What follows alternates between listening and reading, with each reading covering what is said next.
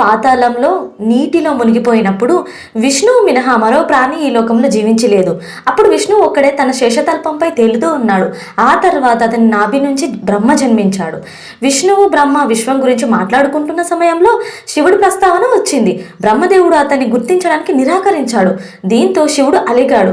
విష్ణువు శివుడికి దివ్య దృష్టి ప్రసాదించి బ్రహ్మదేవుడికి శివుడి గురించి గుర్తు చేశాడు. ఆ తర్వాత బ్రహ్మ తన తప్పు తెలుసుకొని క్షమాపణలు కోరాడు. తన తప్పును సరిచేసుకోవడానికి తన కుమారు రూపంలో పుట్టాలని ఆశీర్వదిస్తాడు. దీంతో శివుడు బ్రహ్మ కోరిక మేరకు ఆయన కడుపున పుడతాడని మాటిస్తాడు. బ్రహ్మదేవుడు ఈ సృష్టి రచన చేస్తున్నప్పుడు ఒక పిల్లాడు అవసరమయ్యాడు. అప్పుడే అతడికి శివుడు ఆశీర్వాదం గుర్తొస్తుంది. బ్రహ్మదేవుడు ప్రార్థించగానే శివుడు అతని ఒడిలో చిన్న పిల్లాళ్ళ ప్రత్యక్షం అవుతాడు. బ్రహ్మదేవుడు ఆ చిన్నారి ఏడుపు వినగానే ఎందుకు ఏడుస్తున్నావు అని అడిగాడు. అప్పుడు ఆ చిన్నారి తన ఏ పేరు పెట్టలేదని చెప్తాడు. బ్రహ్మ అతనికి రుద్ర అని పెడతాడు. రుద్ర అంటే ఏడ్చేవాడు అని అర్థం.